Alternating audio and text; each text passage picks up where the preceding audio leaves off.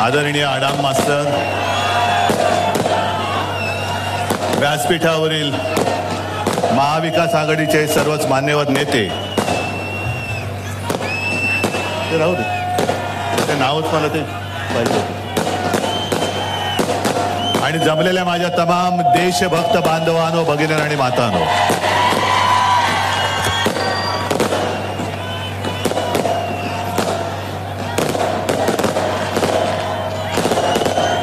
प्रणिती, तुझी 4 जूनची तयारी जोरात आहे.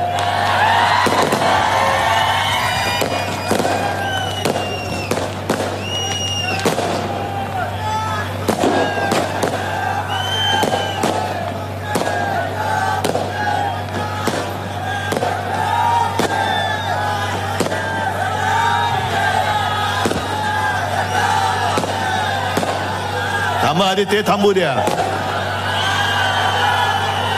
बरं ठीक आहे,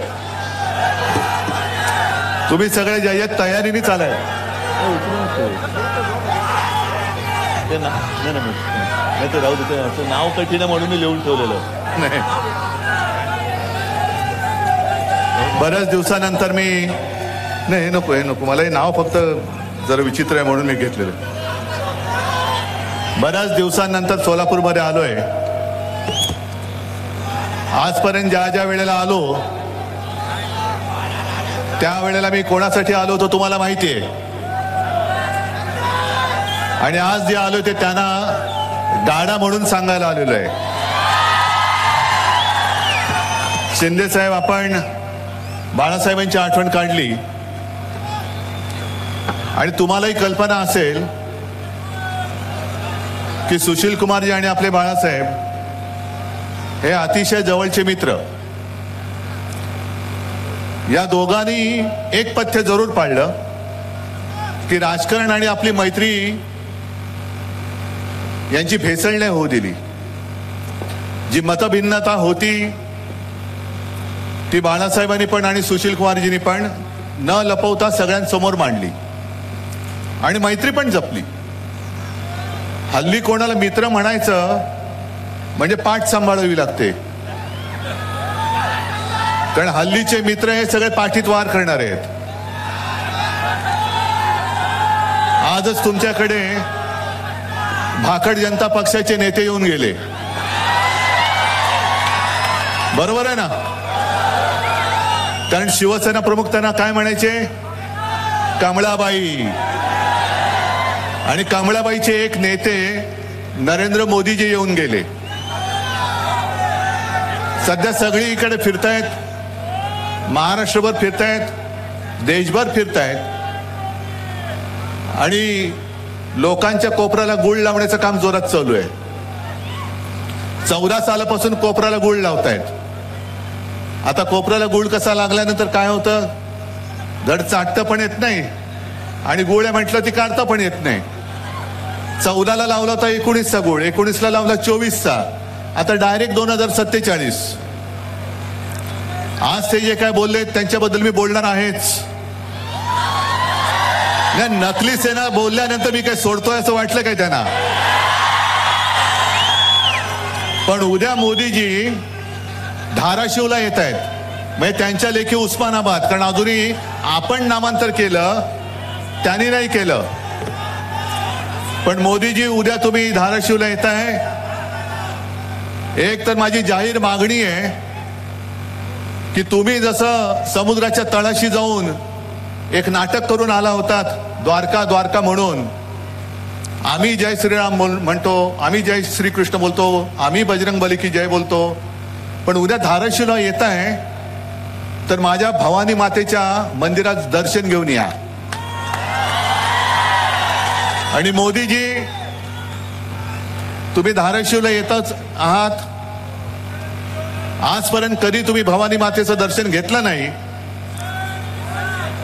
निदान उद्या तुमच्या भाषणाची सुरुवात करताना माझ्या भवानी मातेचं जे काही तुमच्याकडे लिहून दिलेलं असेल, तुमच्या भाषण लिहिणाऱ्यांनी, ते कौतुक तरी करा.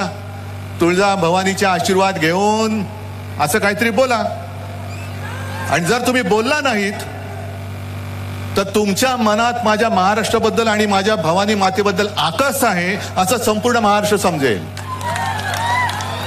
आणि जर तुम्ही बोललात तर तुमचा नोकर जो निवडणूक आयोग बसलेला आहे त्याला म्हणा माझ्या शिवसेनेचं जे मी मशाल गीत केलं त्याच्यात जय भवानी जय शिवाजी त्यातल्या जय भवानीला तो आक्षेप घेतलाय त्याला म्हणा घरगड्या तू तो आक्षेप बाजूला काढ. आणि जर गुन्हा दाखल होणार असेल तर उद्धव ठाकरेंबरोबर नरेंद्र मोदींवरती सुद्धा गुन्हा दाखल झाला पाहिजे. एक तर उद्या तुम्ही जय भवानी बोला नाहीतर नका बोलू. महाराष्ट्र वाट बघतोय. महाराष्ट्र वाट बघतोय. हे सगळीकडे त्यांचं जे काही चाललंय थोतांड आज परत एकदा ते आपल्या शिवसेनेला ज्या शिवसेनेने आज या सगळ्या माझ्या भगव्या टोप्या नाही त्या मशाली आहेत पेटलेल्या या मशाली पेटल्या आणि कालपर्यंत तुम्ही आमचं प्रेम अनुभवलत. आता मशालीची धग काय असते ते बघा. या मशालीच्या धगेमध्ये तुमचं कमळ नुसतं मळ राहिलंय ते कसं कोमेजतं ते बघा. आणि तुम्ही कोण आम्हाला सर्टिफिकेट देणार आहे. अहो जेव्हा शिवसेनेचा जन्म झाला 66 साली शिवसेना प्रमुखांनी भूमिपुत्रांच्या न्याय हक्कासाठी म्हणजे मराठी माणसासाठी आणि मराठी अस्मितेसाठी महाराष्ट्राच्या अस्मितेसाठी शिवसेनेला जन्म दिला. तेव्हा मोदीजी एक तर तुम्ही कुठेतरी हिमालयात असाल किंवा कुठल्या तरी रेल्वे स्टेशनवर असाल. नक्की तुमचं काहीच कळत नाही आम्हाला. आणि आज तुम्ही आमच्याकडे येऊन ज्या शिवसेना प्रमुखांनी तुम्हाला कठीण काळात म्हणजे अटलजी तेव्हा तुम्हाला केराचे टोपलीत टाकायला निघाले होते. राजधर्म का पालन करना होगा असं म्हणून तुम्हाला उचलून फेकत होते. केराच्या टोपलीत जर का गेला असतात तर मोदीजी 10 वर्ष तुम्हाला जी भोगायला मिळाली ती भोगायला मिळाली नसती. आणि तुमच्यासाठी आज तमाम शिवसैनिकांनी जसं प्रणिती तू बोललीस सोलापूरकरांनी अख्ख्या महाराष्ट्राने अहो काय गंमत आहे 48 पैकी 42 खासदार निवडून देण्याचं. पण शिवसेना बरोबर होती म्हणून तुम्ही त्या तख्तावरती बसला. आता शिवसेना तुमच्या सोबत नाही. त्या तख्तापर्यंत तुम्ही पोहोचू शकत नाही. पोहोचू देणार नाही. आणि संकट काळामध्ये मदत करणाऱ्या शिवसेनेला तुम्ही नकली शिवसेना म्हणता. अहो तुमच्या भारतीय जनता पक्षाचा भाकड आणि भेकड जनता पक्ष झालेला आहे. प्रत्येक ठिकाणी माणसं पैसे देऊन गोळा करावे लागत आहेत. इकडे मी तुम्हाला सगळ्यांना विचारतो एक तरी माणूस कोणी भाडकाऊ आहे काय. तुम्ही स्वतःहून आलात ना. स्वतःची पदरमोड करून आलात ना. बघा मोदीजी असं प्रेम याला प्रेम म्हणतात. आज जणू काही देशातले सगळे पक्ष प्रश्न संपलेले आहेत आणि फक्त महाराष्ट्रामध्ये शिवसेना हाच आपला दुश्मन आहे. ना टरबूजाचं काय करायचं तुम्हाला माहितीये. अरे पण टरबूज असताना ते उन्हाळ्यात कामी तरी येतं. हे दुष्काळात 13वा महिना आहे आणि टरबूज नाहीच आहे. ते दिवाळीमध्ये काय चिरडता तुम्ही चिराट. मग आले तेव्हा टरबूज होते. आता पाव उपमुख्यमंत्री झालेत की नाही चिराट. मग होता केवढा झाला केवढा. पण असं हे सगळीकडे यांचं चाललेलं आहे थापेबाजीचं. अहो मोदीजी तुम्हाला ही आमची कडवट देशाभिमानी हिंदुत्ववादी शिवसेना नकोय. तुम्ही कोणाचा प्रचार करतात माहितीये तुम्हाला. काल रत्नागिरीमध्ये मी बोललो की 14 साली आणि 19 साली मोदीजींबद्दल आम्हालाही अभिमान होता.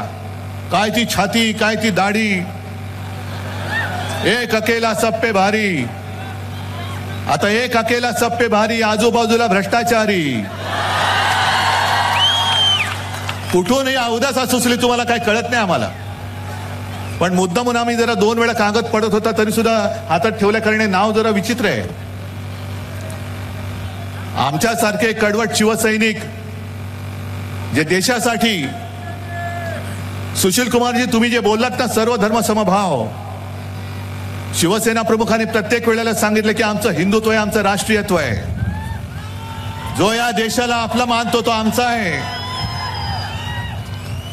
आणि अशी यांना शिवसेना नकोय. ही यांना नकली शिवसेना वाटते, पण मी तुम्हाला सगळ्यांना सांगतो, तुम्ही युट्यूब बघता का? मग घरी गेल्यावरती इकडे नका चालू करू, नाही तर माझं भाषण अर्धवट राहील. घरी गेल्यानंतर मुद्दामून ते रवीश कुमार म्हणून आहेत पत्रकार, त्यांनी आज एक व्हिडिओ टाकलेला आहे, भारत का सबसे बडा सेक्स स्कॅन्डल. बाजूच्या राज्यातला एक काय त्याचं नाव प्रज्वल रेवन्ना, मला असं वाटतं देवेगौडांचा नातू, माहितीये ना, आणि त्याचे कितीतरी असे पाहून ते व्हिडिओ बाहेर आलेत. आणि मोदीजी स्टेजवरनं त्याला सांगतायत की या प्रज्वलला मत दिलं म्हणजे माझे हात बळकट होतील.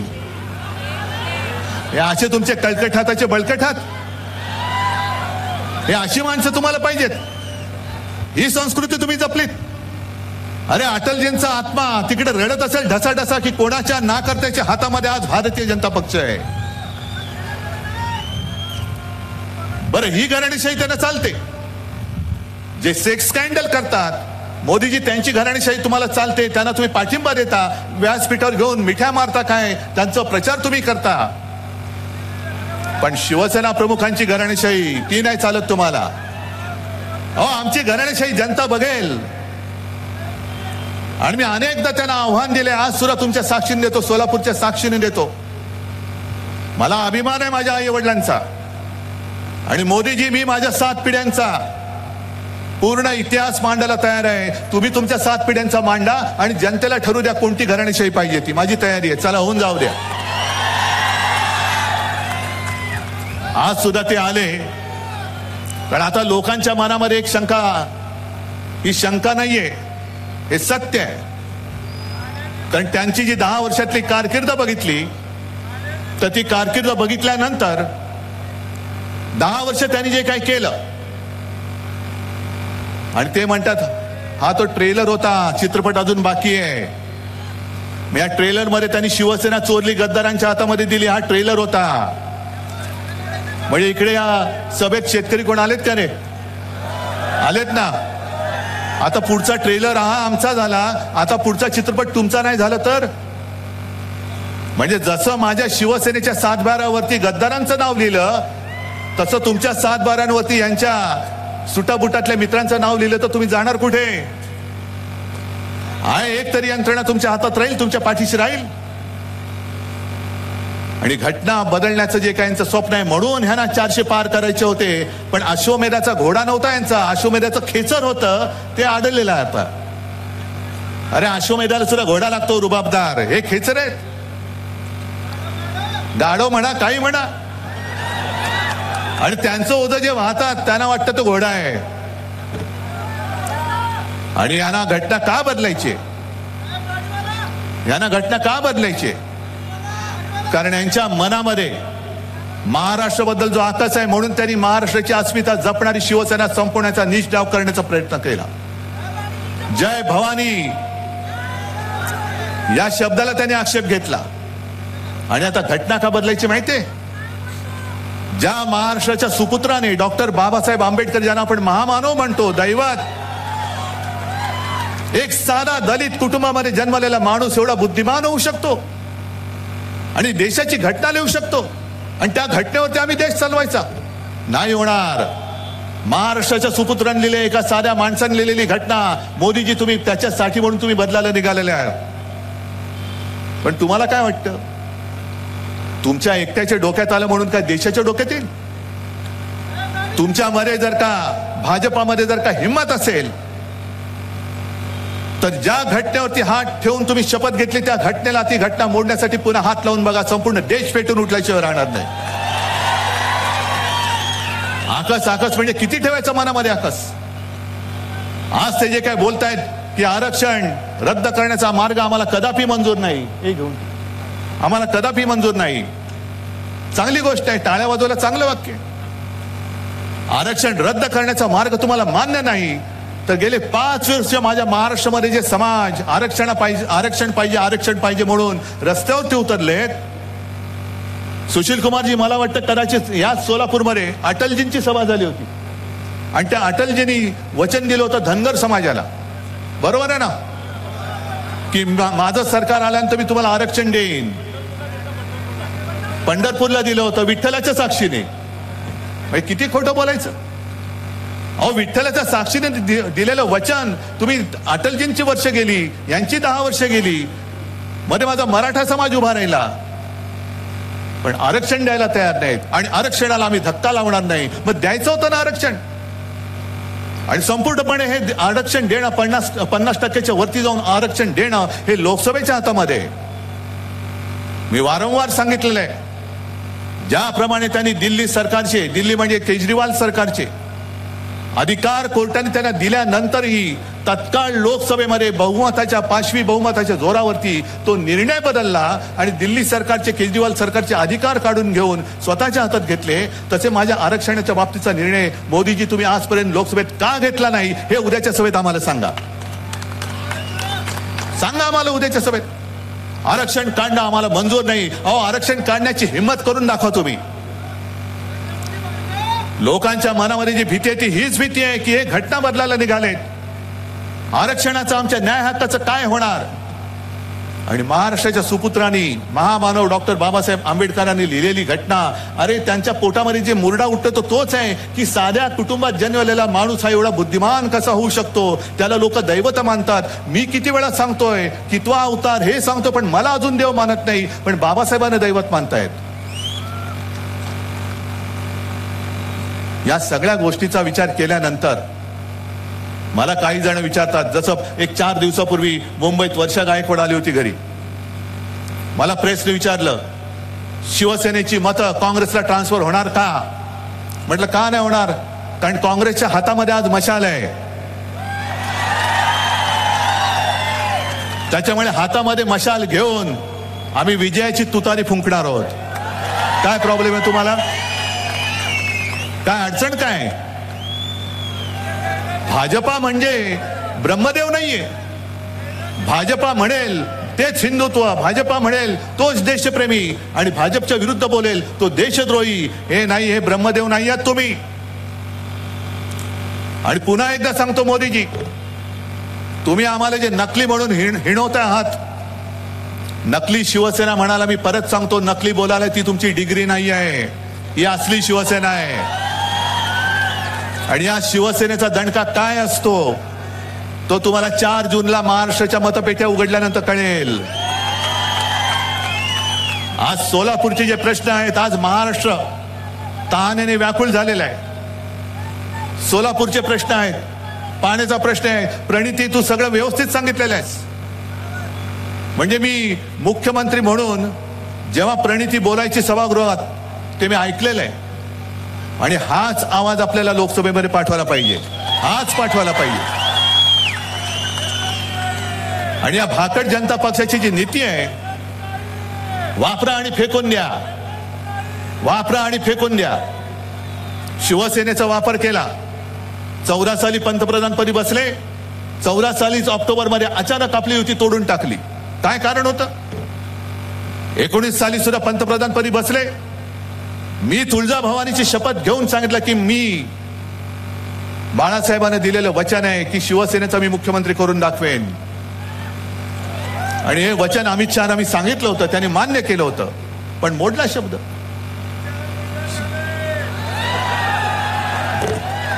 जाऊ दे बाबा, दवाखाना कुठे असेल तर तुम्हीच दाखवा. पण त्यांनी शब्द मोडला. म्हणजे वापरायचं आणि फेकून द्यायचं. आता मला सांगा, गेल्या वेळेला आपल्या इथले खासदार कोण होते हो, ज्यांच्या प्रचारासाठी शिवसैनिक सुद्धा आले होते? कोण होते स्वामी? आता कुठे आहेत? गेल्या वेळेला का दिले होते? कारण त्यांच्या भक्तांची मतं पाहिजेत, बरोबर ना. आता त्या भक्तांना विचारा, हे अंधभक्त भाजपचे एवढे मातलेत की गेल्या वेळेला तुमचा वापर केला आणि दिला फेकून. बरं, प्रमाणपत्राचा जर का प्रश्न असेल तर अमरावती मधला प्रमाणपत्राचा प्रश्न कसा सोडवलात? तसा तुम्ही स्वामींचा का नाही सोडवलात? अरे स्वामी होते ना, स्वामी आहेत ना, हिंदुत्ववादी आहेत ना, मग सोडवायचा होता ना प्रश्न, का नाही सोडवलात तुम्ही? पण वापरा आणि फेकून द्या. त्या स्वामींना सुद्धा कळलं असेल की काय अघोर पाप माझ्याकडनं घडलेलं आहे. आणि स्वामीजी, तुम्हाला मी जाहीर सांगतोय, आता तुम्ही तुमच्या शक्तीने याने शाप देऊन टाका. द्या शाप यांना. 300 जागा मिळाल्यानंतर सुद्धा त्यांनी 370 कलम जरूर दूर केला. आम्ही पाठिंबा दिला. काश्मीरचा 370 कलम दूर केला, शिवसेनेने पाठिंबा दिला, उघड पाठिंबा दिला. पण 370 कलम काढल्यानंतर सुद्धा अजूनही काश्मीरी पंडित काश्मीरमध्ये का जाऊ शकत नाहीत? अरे काय सगळी माहिती आहे अपडेट तुमच्याकडे, अप टू डेट. अरे तुमच्याकडनं आम्हाला शिकलं पाहिजे बऱ्याचशा गोष्टी. नाही हे बोलतात ते काय अगदीच काय खोटं नाहीये. कारण ते गाणं आहे ना, हे पब्लिक है सब जानती है. आम्हाला वाटतं आम्ही शहाणे आहोत, पण आमच्यापेक्षा तुम्ही कित्येक पटीने जास्त हुशार आहात. थांबा थांबा थांबा थांबा.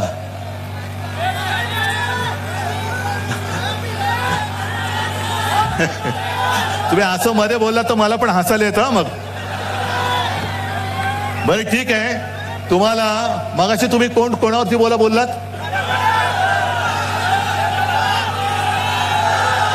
काय ते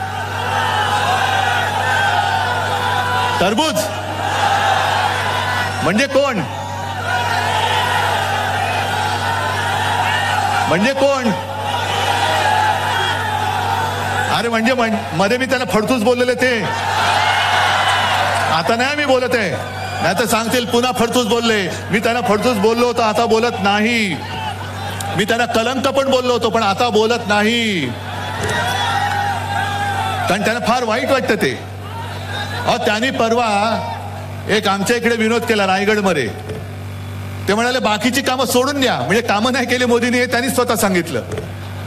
पण निदान मोदीजींनी करोना काळात आपल्याला लस दिली म्हणून आपण जिवंत राहिलो. म्हणजे जे काय संशोधक आहेत ते काय गवत उपटत बसले होते? मोदी एवढे सगळं ब्रह्मांड त्यांना माहिती आहे. मोदीजींनी लस बनवली. आम्हाला अभिमान आहे की लस जी बनली ती माझ्या महाराष्ट्रामधल्या पुण्यामध्ये बनलेली आहे, पुनावाल्यांनी बनवलेली आहे. आणि तिथून मोदीजींनी तिकडनं घेतली. पण मोदीजींनी जरी लस दिली असली तरी मोदीजींनी लस ती अशी काय हवेत नाही सोडली. गावागावात खेड्यापाड्यामध्ये महाराष्ट्र सरकारने शासन यंत्रणा वापरून प्रत्येकाला लसीकरण केलं होतं. महाराष्ट्र सरकारच्या यंत्रणेचं कौतुक केलं पाहिजे तुम्ही. आणि महाराष्ट्र कसा वाचला माहितीये? करोना काळामध्ये देशात नंबर 1 चा मुख्यमंत्री म्हणून माझा उल्लेख झाला होता. पण तो नंबर 1 माझा नव्हता, नंबर 1 तुमचा होता. कारण मी जे तुम्हाला सांगितलं ते तुम्ही ऐकलत ना. म्हणजे खरं लोकांना वाटत होतं हा हे बोलतायत कठीण आहे, कसं काय लोक ऐकणार. तोंडाला मास्क लावा, घरी राहा, बाहेर पडू नका, 2 हात दूर राहा. मी जे सांगितलं ते तुम्ही ऐकलत म्हणून. आणि म्हणून महाराष्ट्र वाचला. मोदीजी तुमची लस नंतर आली आणि मुळात तुम्ही लस दिलीच नाही. लस माझ्या महाराष्ट्रामध्ये बनली. पण ती लस मिळवण्यासाठी सुद्धा महाराष्ट्र सरकारला केंद्राकडे किती विनवण्या करायला लागल्या. आधी लोकांना जमवायचं, जमवल्यानंतर लक्षात यायचं की अमुक एका केंद्रावरती एवढी लोक आलेत पण तेवढा लसचा पुरवठाच होत नाहीये. मग केंद्राला सांगितलं, केंद्र सांगायचं थांबा जरा, आधी आम्हाला इकडे देऊ द्या, आधी आम्हाला तिकडे देऊ द्या. हे सगळे तुम्ही सगळे चाळे केलेत.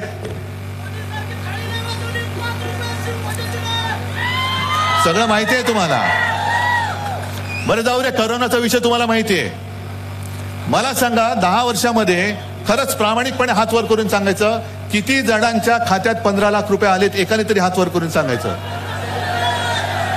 आलेत? नाही आले. कोण देणार होतं बोलले? मोदी. आणि भाजपच्या खात्यात किती आले? निवडणूक रोख्यातून किती आले? मोजायच्या पलीकडे आहेत. 8-10 हजार कोटी. मग आजचे दिन कोणाचे आले? आणि पुन्हा आणखीन देणार परत त्यांना मत. आता आणखीन एक गोष्ट सांगतो.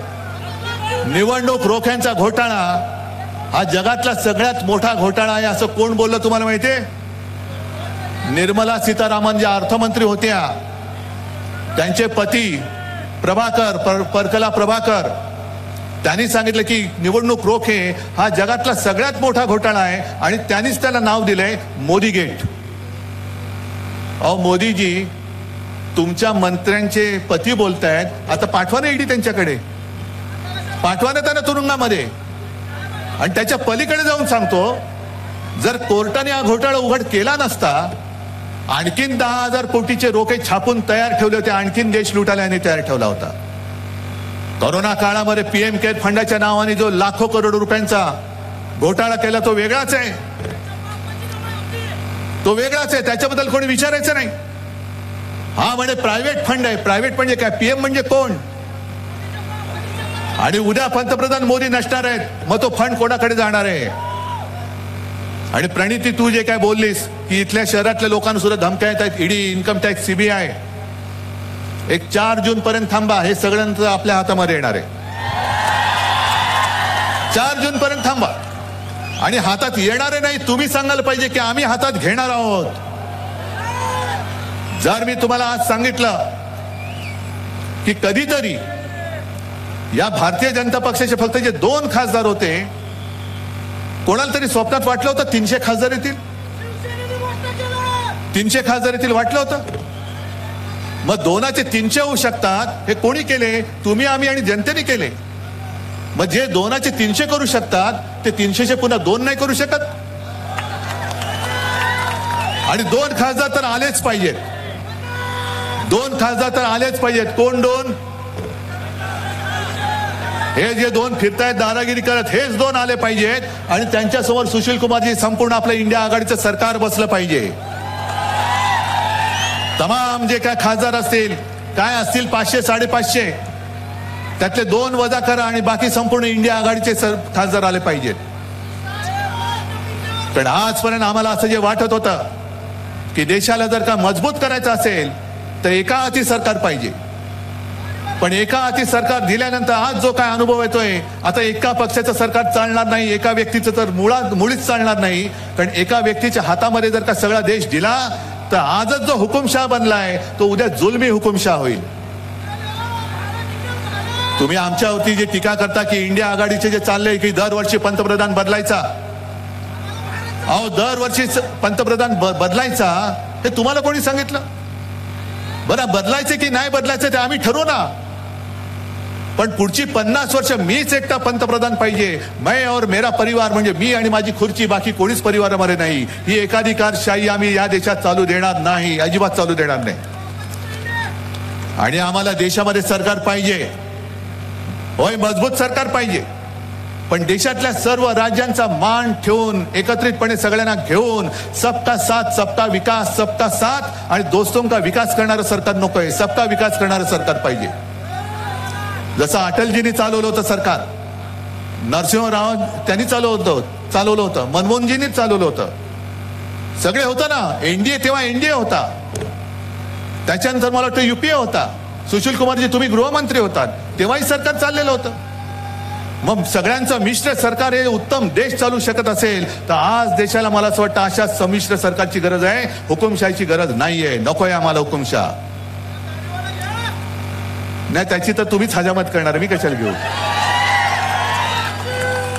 मी चोरांवरती बोलत नाही, गद्दारांवरती बोलत नाही, ज्यांना दिल्लीवरनं चाव्या दिल्या जातात त्यांच्यावरती तर अजिबात बोलत नाही. पण आता तुम्ही सगळ्यांनी मला जरा जोशात सांगायला पाहिजे. मी मुद्दाम म्हणून आलोय प्रणितीला, मला माहिती नाही मी किती तिच्यापेक्षा मोठा आहे वयाने. सुशील कुमारजी मला आशीर्वाद देतात, पण प्रणिती मी तुला वयाच्या याने आशीर्वाद द्यायला आलोय, हो आशीर्वाद द्यायला आलोय. प्रणिती तुला मी तुझा मोठा भाऊ म्हणून शुभेच्छा द्यायला आलोय, हो तुला शुभेच्छा द्यायला आलेलो आहे. आणि हे सगळे माझे तुझे सगळ्यांचे मोठे भाऊ, छोटे भाऊ, बहिणी, माता भगिनी इकडे बसलेले आहेत, हे सगळे इकडे तुला आशीर्वाद द्यायला आलेले आहेत. आणि आशीर्वाद नुसते शाब्दिक नकोय. हे जे काय मला माहित नाही उमेदवार समोरचा कोण आहे, बाहेरून पार्सल आणले म्हणतात, म्हणजे सगळं काही इकडनं जे बाहेर नेत आहेत, महाराष्ट्राचे उद्योग बाहेर नेत आहेत, पण कांद्यावरती निर्यात बंदी अजून आहे.